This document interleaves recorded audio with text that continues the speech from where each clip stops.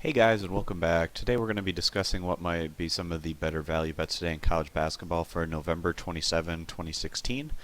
There's about 10 games I'm going to be talking about in this video, and if you're interested in which particular matchups I'm going to be discussing, I'll have a list of those matchups in the description of this video. And again, if you want, you can hit that thumbs up or the subscribe button. That really helps us out here, and if you subscribe, you can get notifications of when I release these videos in the future. And if you're looking for more content beyond just what I talk about in this video, or if you're looking for picks in other sports like college football, the NFL, the NBA, or hockey, you can head over to stumpthespread.com and you can click this little logo right here if you're on desktop, and it'll send you right over there. And if not, I'll also link Stump the Spread in the description, and we have free and premium content over there that you can check out. So starting with Ball State against Valparaiso. Ball State was one of the popular picks to win the MAC West Division this year in their particular conference because they return a lot of veteran talent to a team that was able to eke out the conference or the division title last year. Ball State hasn't really gotten off to a very impressive start, kind of not only performing poorly against the spread, but not performing all that impressively against some more manageable competition. So we're a little bit cautious with this Cardinal squad right now. And then you have Valparaiso, their head coach, moving on to Vanderbilt this past offseason. This is a Valparaiso basketball program that's had a lot of success in recent years, and this group is expected to finish right near the top of the horizon again this year, given the fact that they return arguably the best player in the conference with Alec Peters coming back. Just based on what we've been seeing out of Ball State so far this year, we're not extremely high on the Cardinals. They could turn that around here in the coming weeks. It's still pretty early on in the season, but based on where these teams are at, we do like Valparaiso giving the points as the better bet in this particular matchup. Moving on to UAB versus St. Mary's. Both of these teams are hoping to make it to the NCAA tournament this year. UAB returning a lot of veterans to a team that found quite a bit of success last year, and that's again the same case with St. Mary's, but actually St. Mary's brings back all of their starters from last year's team. UAB's been a little bit streaky, hit or miss so far this year, while St. Mary's getting out of the gate, standing undefeated coming into this matchup. This St. Mary's squad is extremely efficient, and they have a very they have a lot of continuity on the offensive side of the ball, which has really benefited them thus far in the early part of the year. We like St. Mary's to come through here against this spread as the better bet, but wouldn't be extremely shocked if UAB was able to keep this one competitive, but St. Mary's still feels like the better bet in this one. And the earliest morning game here, we got Indiana State against Quinnipiac. So Indiana State loses two of their top scorers from last year's squad, but they do return enough talent to at least be competitive in the probably mid-tier of the Missouri Valley Conference. This is an Indiana State squad that's looked pretty solid so far this year, even staying really competitive in some of their tougher matchups, like their defeat against Iowa State the other day. That was a game that Indiana State was able to hang around in and kind of compete right to the end.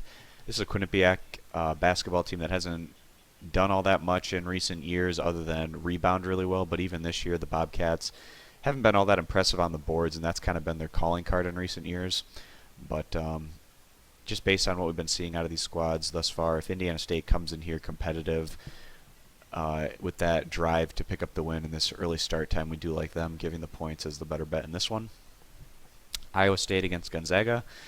Iowa State, again, another team that loses quite a bit of veteran talent from last year's tournament squad. They return Monty Morris, who's one of the better guards in the Big 12, which should kind of ease the pain of some of the losses that Iowa State's roster went through this past offseason. We expect Iowa State to continue to be competitive in the Big 12 this year as they push for a spot in the tournament, but we don't expect this group to at least get quite as high of a seed as they were able to grab last year. And then you have Gonzaga, kind of similar to Iowa State. They lose some pretty talented players this past offseason, especially in the front court with guys like Sabonis and Wiltshire moving on. Gonzaga, you know, the story with them is always either they bring back great veterans or they reload their roster, and this is kind of one of those cases where they're reloading to a team that should compete right with St. Mary's at the top of the WCC this year. We expect this to be a really competitive matchup, and with this spread kind of sliding up to Gonzaga being 4-point favorites here, we do think that Iowa State getting the points is probably the better value bet in this one at this point in a game that should be more of a back and forth kind of contest on the neutral site. Miami against Florida, interesting interstate matchup here on the neutral site in Orlando. We really like what we've been seeing out of Florida so far this year, really competing well against what's been a pretty challenging schedule. You know, you have to give respect for Florida for playing some of the more difficult mid-majors so far this year, and then also picking up that recent Seton Hall win. And then in their last outing, Florida came up just short against Gonzaga in what was a pretty competitive matchup. And then you have Miami, little hit or miss so far this year. They were coming undefeated into their last matchup against Iowa State, but in that particular game, Miami was throttled by the Cyclones. The game prior to that, though, Miami did look pretty solid against Stanford, being able to pull away in that one at the end, which was a pretty nice win for them. But just based on what we've been seeing out of these groups so far this year, we do feel a bit more confidence siding with the Gators here, giving the points as the better bet. And now to talk about Stanford against Seton Hall. This is a Stanford team that brings in a new head coach this year, but they also bring back quite a few veteran pieces to a roster that should probably compete more in the middle of the Pac-12 this season. And then you have Seton Hall, who loses their best player from last year with Isaiah Whitehead moving on to the NBA, but Seton Hall does return their 4 other starters to a squad that probably won't be able to get quite as high of a seed as last year's team, but should still be competitive in the Big East and compete for another trip to the NCAA tournament, and be a little bit of a surprise if the Pirates weren't able to make a repeat trip to the Big Dance, especially with what we've been seeing out of Seton Hall thus far on the offensive side of the ball this year, and showing that they can even get the job done in really tough road environment like they did in their road win against Iowa early on. We do like Seton Hall here, giving the points as a pretty solid value bet. And I got about 4 more games that I'm going to be discussing in this video, starting with New Mexico against Dayton. New Mexico's been kind of a frustrating team to watch over the last couple years. They certainly have the talent on the offensive side of the ball to compete with pretty much anyone, particularly in the Mountain West Conference, but their defense has just been a liability and really inconsistent. We've been seeing that again so far this season. Then you have a Dayton squad that went to the NCAA tournament last year, returns quite a bit of veteran talent, especially in the backcourt. Dayton does have one of the best backcourts in the A-10 this year, which should really help them come conference play. Dayton not showing, they've been a little bit up and down so far this year. Their best win coming in a true road environment against Alabama, but that one really could have gone any way down the stretch there.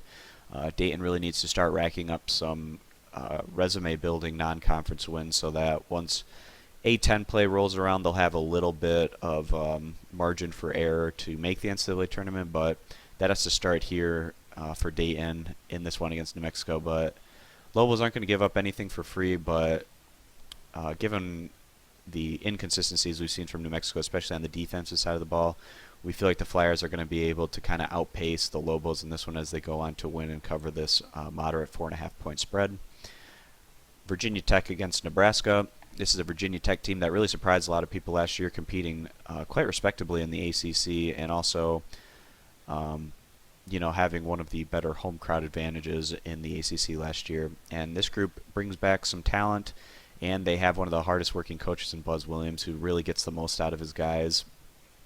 And then you have a Nebraska team, loses their 2 best players from last year, Siobhan Shields moving on from graduating, and then you had Andrew Wright, surprisingly, transferring over to Syracuse in the offseason. But this is a Nebraska team that brings back a veteran like Ty Webster to lead this group of underclassmen that's kind of emerging a bit. And, Nebraska's picked to finish more in the lower tier of the Big Ten this year, but if they're able to develop some of their underclassmen, this could be a team that kind of works their way up a little bit higher than expectations might have them, at least at the start of the season. And head coach Miles usually gets pretty good results out of the players that he brings in there. So Nebraska kind of a team to kind of keep an eye on here, just to see how they perform after losing their 2 dominant forces from last year's team. We like Virginia's Virginia Tech's chances at making the NCAA tournament this year, especially given how this Hokie squad really built momentum as last year went on.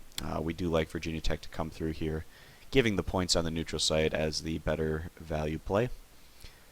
And Texas A&M against UCLA, very intriguing matchup here in the evening. Texas A&M brings back one of the best big men with Tyler Davis in the SEC, and even though Texas A&M lost a lot of veteran leadership from last year's tournament team, the Aggies are hoping to build around Davis as they probably will compete in the upper tier of the SEC this year. Making the NCAA tournament won't necessarily be a given for this group, but they have the pieces in place to perhaps make a run at that. And then you have a UCLA team who had some probably more elite resume wins than most teams that were in the NCAA tournament last year. The problem for UCLA is they were just far too inconsistent and really racked up way too many losses to even get serious consideration, and that's really on them. But this is a Bruin squad that brings back quite a bit of pieces, and they also bring in some new intriguing pieces as well to a roster that's really has quite a high ceiling, and they've been showing that so far this year, especially on the offensive side of the ball. The Bruins have looked really dominant. This is a Texas A&M team they're going against that doesn't necessarily have the greatest offensive output. They rely kind of more on their defensive effort to keep them in games, so it's going to be interesting to see how that one plays out in this matchup. But we do like UCLA to outpace this Aggies offense as they go on to win and cover this manageable 3.5 to 4 point spread. And just one more game that I want to discuss in this video is going to be Montana against South Dakota. Montana's gone against a pretty brutal schedule so far this year, only picking up one win. But you can't say this group isn't battle tested on the road, and this is going to be one of the more manageable road games that they've faced early on this year.